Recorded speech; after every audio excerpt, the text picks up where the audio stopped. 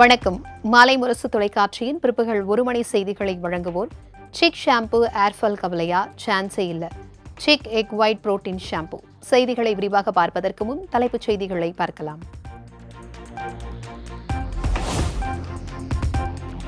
மறைந்த மன்மோகன் சிங் உடலிற்கு நாளை இறுதி சடங்கு நடைபெறும் என காங்கிரஸ் தலைமை அறிவிப்பு. டெல்லியில் உள்ள அவரது இல்லத்தில் அரசியல் கட்சி தலைவர்கள், முக்கிய பிரமுகர்கள், பொதுமக்கள் என திரளானோர் அஞ்சலி.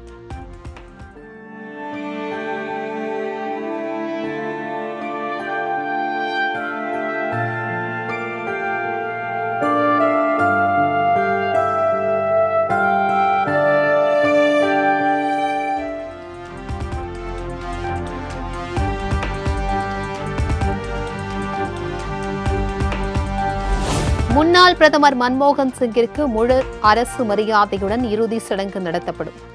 மத்திய அரசு அறிவிப்பு.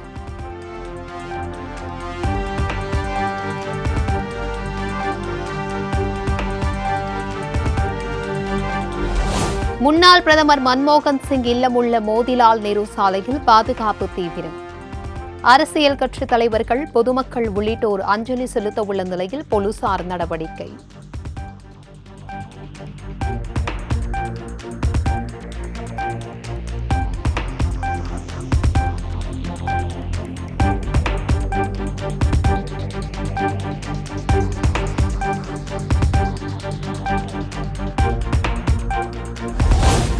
மறைந்த மன்மோகன் சிங் உடலுக்கு குடியரசுத் தலைவர் திரௌபதி முர்மு நேரில் அஞ்சலி. குடியரசு துணைத் தலைவர் ஜக்தீப் தன்கர் மலர் தூவி மரியாதை.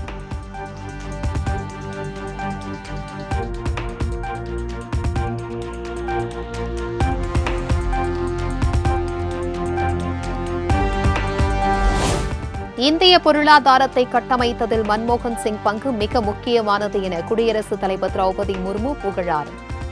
நாட்டிற்கு அவர் ஆற்றிய சேவை என்றும் நினைவு கூறப்படும் எனவும் எக்ஸ் வலைதளத்தில் பதிவு.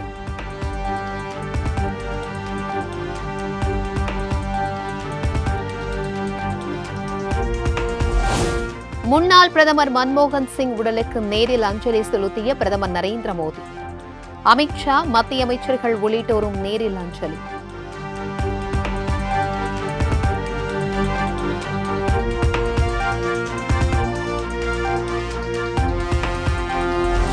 அனைத்து அரசியல் கட்சி தலைவர்களுடனும் நல்லுறவை பேணி காத்தவர் முன்னாள் பிரதமர் மன்மோகன் சிங். தான் முதலமைச்சராக இருந்தபோது பல்வேறு தலைப்புகளில் மன்மோகன் சிங்குடன் விவாதம் நடத்தியதாகவும் வீடியோ வெளியீடு. ऊपर उठकर कैसे ऊंचाइयों को हासिल किया जा सकता है, उनका जीवन ये सीख भावी पीढ़ी को देता रहेगा.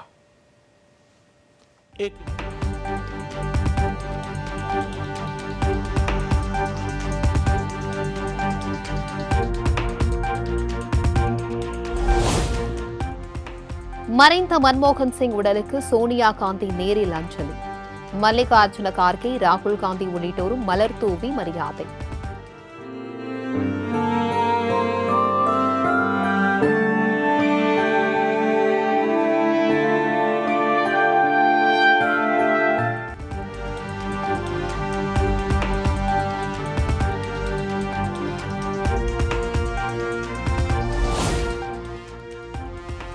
இந்தியாவின் பொருளாதார தாராளமயமாக்கல் கொள்கையில் பெரும் பங்கு வகித்தவர் மன்மோகன் சிங்.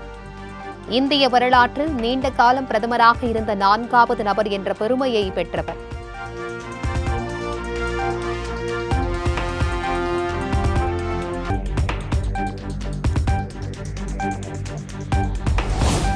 ஆயிரத்து 1985, 87 ஆண்டுகளில் திட்டக்குழுவின் தலைவர் உள்பட முக்கிய பதவிகளை அலங்கரித்தவர் மன்மோகன் சிங். 1993, 94 ஆண்டில் ஆசியாவின் சிறந்த நிதி அமைச்சர் என்ற விருதையும் பெற்று சாதனை.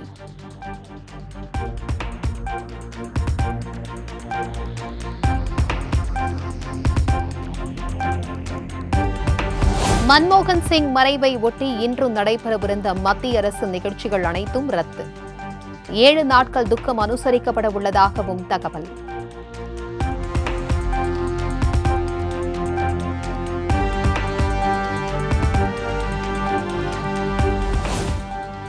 மன்மோகன் சிங்கின் மறைவை ஒட்டி காங்கிரஸ் கட்சியின் நிகழ்ச்சிகள் அடுத்த 7 நாட்களுக்கு ரத்து. காங்கிரஸ் கட்சியின் கொடி அரைக்கம்பத்தில் பறக்கவிடப்படும் என அறிவிப்பு.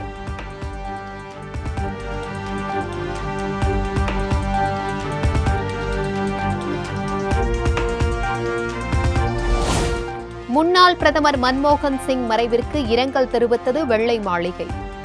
அமெரிக்கா இந்தியா இடையே உறவை பலப்படுத்த அர்ப்பணிப்புடன் செயல்பட்டவர் என பெருமிதம்.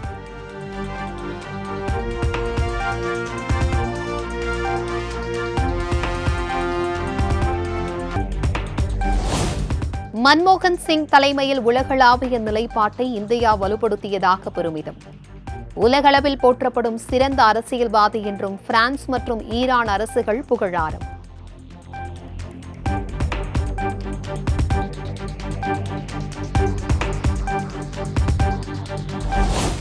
முன்னாள் பிரதமர் மன்மோகன் சிங் மறைவிற்கு ராகுல் காந்தி, சோனியா காந்தி, கார்கே, அமித்ஷா, ஜே.பி. நட்டா உள்ளிட்ட தேசிய கட்சி தலைவர்கள் இரங்கல். மம்தா பானர்ஜி, சித்தராமையா, அரவிந்த் கெஜ்ரிவால், அகிலேஷ் யாதவ் உள்ளிட்ட பலர் இரங்கல் தெரிவித்துள்ளனர்.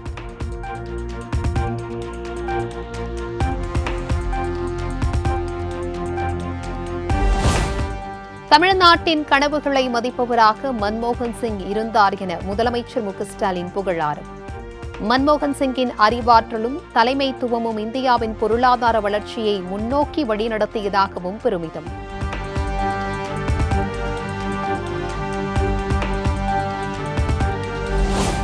முன்னாள் பிரதமர் மன்மோகன் சிங் மறைவிற்கு எடப்பாடி பழனிசாமி, அண்ணாமலை, திருமாவளவன் உள்ளிட்ட தலைவர்கள் இரங்கல். செல்வ பெருந்தகை, ராமதாஸ், அன்புமணி, விஜய் உள்ளிட்ட பலர் இரங்கல் தெரிவித்துள்ளனர்.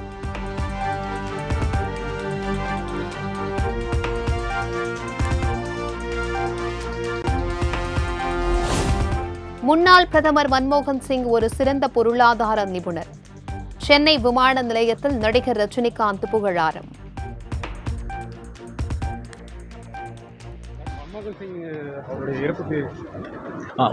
ஒரு அற்புதமான மனிதர், a great financial reformer, very statesman. அவருடைய மறைவுக்கு என்னுடைய ஆழ்ந்த அனுதாபங்கள். தேங்க்யூ.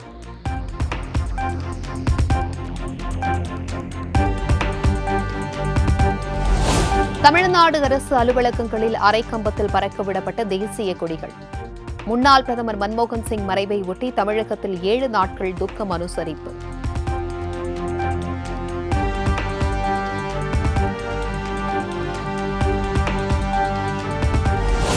முதலமைச்சர் மு.க.ஸ்டாலினின் தூத்துக்குடி, கன்னியாகுமரி மாவட்ட சுற்றுப்பயணத்தில் மாற்றம். முன்னாள் பிரதமர் மன்மோகன் சிங் மறைவை ஒட்டி முதலமைச்சரின் 3 நாள் பயணம் ரத்து.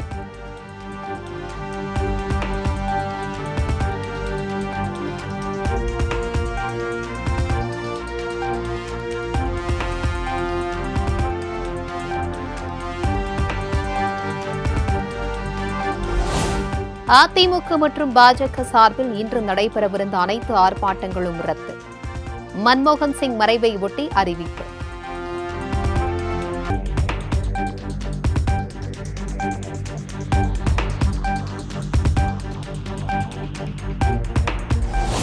முன்னாள் பிரதமர் மன்மோகன் சிங் மறைவிற்கு இந்திய கிரிக்கெட் வீரர்கள் இரங்கல். மன்மோகன் சிங்கிற்கு அஞ்சலி செலுத்தும் விதமாக கருப்பு பட்டை அணிந்து மெல்போர்ன் போட்டியில் பங்கேற்பு.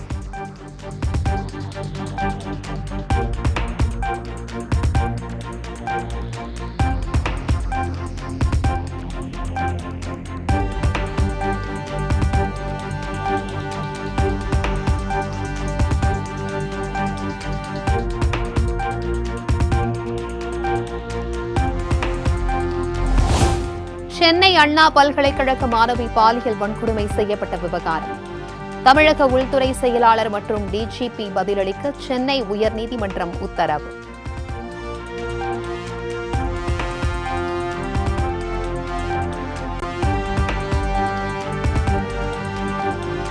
மாணவர்கள் அல்லாதவர்கள் பல்கலைக்கழகங்களுக்குள் நுழைய கட்டுப்பாடுகள் விதிக்கப்படும். அனைத்து பல்கலைக்கழகங்களிலும் மாணவ மாணவிகள் மற்றும் பெற்றோருக்கு உதவி மையம் அமைக்கப்படும் என்றும் அமைச்சர் கோவிச்செழியன் தகவல். பாதுகாப்பான முறையில் உரிய நடவடிக்கை எடுக்கப்படும் என்ற கருத்துருவும் நாங்கள் இல்ல எந்த நேரமும் செயல்படுகிற கமிட்டி இல்ல இல்ல அது அவைகளை உங்களுடைய ஆலோசனையை ஏற்றுக்கொள்கிறோம். எந்த நேரத்தில் எது நடந்தாலும் அலைபேசி மூலம் சொல்லுவதற்குரிய வசதியை உருவாக்கி தருவோம். ஆனால் அதற்கான குழுக்கள் அமைக்கப்பட்டிருப்பதை நாங்கள் கண்காணிப்பதற்கு வசதியாக இருக்கிறது. நீங்கள் சொல்லுவதை போல் அது அதாவது இதன் தொடர்பாக நாங்கள் ஒரு குழு அமைத்திருக்கிறோம். அவர்கள் மூலமாக அனைத்து துறைகளும்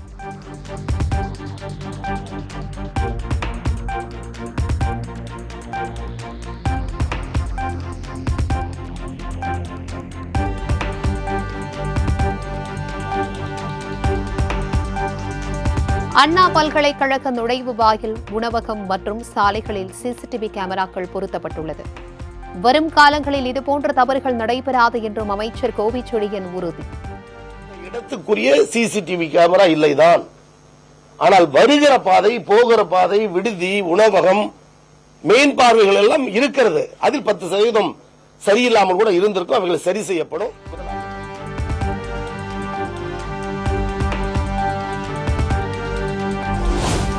தமிழ்நாடு அரசை கண்டித்து தன்னைத்தானே சாட்டையால் அடித்துக் கொண்டார் அண்ணாமலை.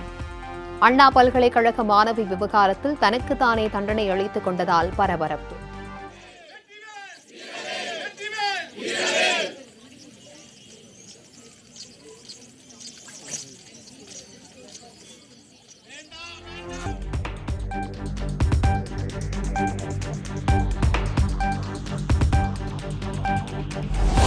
தமிழகத்தில் பெண்கள், குழந்தைகளுக்கு எதிரான வன்கொடுமைகள் அதிகரித்துள்ளதாக அண்ணாமலை குற்றச்சாட்டு.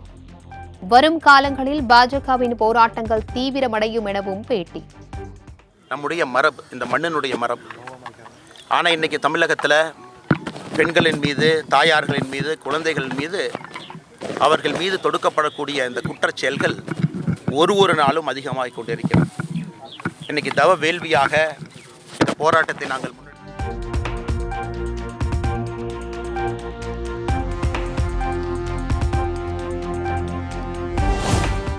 தமிழகத்தில் திமுக ஆட்சியை யாராலும் அகற்ற முடியாது. காலணி அணிய மாட்டேன் என்ற சபதத்தை 48 நாட்களாக அண்ணாமலை குறைந்து கொண்டதாகவும் அமைச்சர் பி. கே. சேகர்பாபு விமர்சனம். ஆட்சி அகற்றுகின்ற வரையில் காலணி அணிய மாட்டேன் என்று சொன்னவர் அதே பேட்டியிலேயே 48 நாட்கள் என்று குறைத்திருக்கின்றார். நிச்சயமாக அவர் காணுகின்ற கனவு பகல் கனவாக இருக்கும். அவர் எண்ணுகின்ற செயல்கள் மணலிலே கயிறு திரித்ததற்கு சமமாகத்தான் அமையும். ஆகவே இந்த திராவிட மாடல் ஆட்சியில் குறைகள் ஏதும் சொல்ல முடியாததால் இப்படிப்பட்ட சவால்களை அவர் இட்டுக் கொண்டிருக்கின்றார்.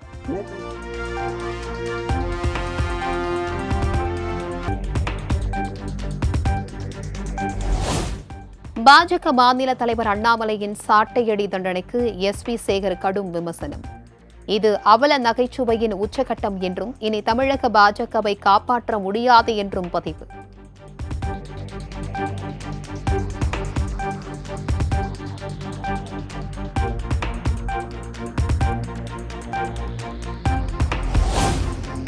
தமிழக காவல்துறையில் 4 ADSP-க்கள் இடமாற்றம்.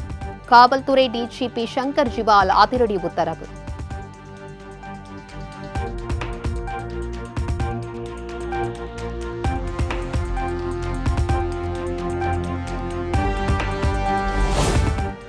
சென்னை பரங்கிமலையில் ரயில் முன் இளம்பெண்ணை தள்ளி கொலை செய்தவர் குற்றவாளி. 2022ஆம் ஆண்டு கொலை செய்த சதீஷ் குறித்த தண்டனை விவரத்தை வரும் 30ஆம் தேதி அறிவிக்கிறது அல்லிக்குளம் நீதிமன்றம்.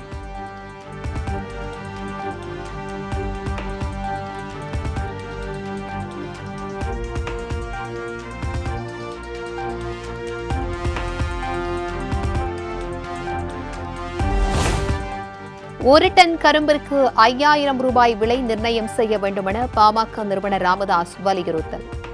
தமிழகத்தில் கரும்பு விலையை குறைத்து விவசாயிகள் வயிற்றில் அடிப்பதுதான் திராவிட மாடலா என்றும் விமர்சனம்.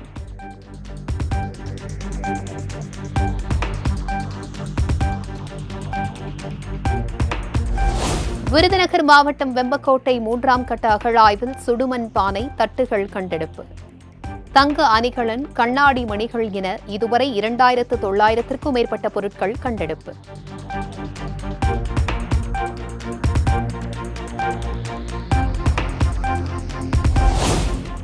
இமாச்சல் பிரதேசம் மனாலி மலை பிரதேசத்தில் கிறிஸ்துமஸ் மற்றும் புத்தாண்டை ஒட்டி குவிந்த சுற்றுலா பயணிகள். இசை மற்றும் நடன நிகழ்ச்சிகளுக்கு ஏற்பாடு செய்யப்பட்டுள்ளதால் பொதுமக்கள் மகிழ்ச்சி.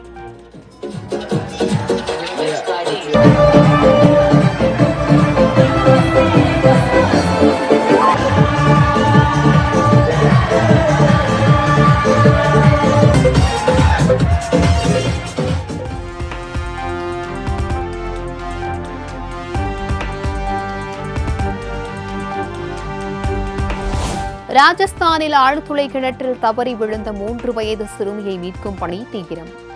கனரக இயந்திரங்களின் உதவியுடன் 5 நாட்களாக நடைபெறுகிறது மீட்பு பணி.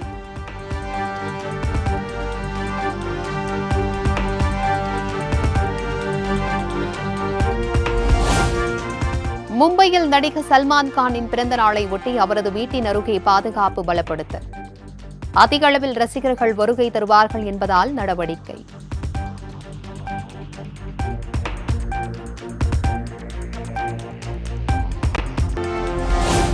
சென்னையில் ஆபரண தங்கத்தின் விலை சவரனிற்கு 200 ரூபாய் உயர்வு. கிராம் ஒன்றிற்கு 25 ரூபாய் உயர்ந்து 7150 ரூபாய்க்கு விற்பனையாகிறது.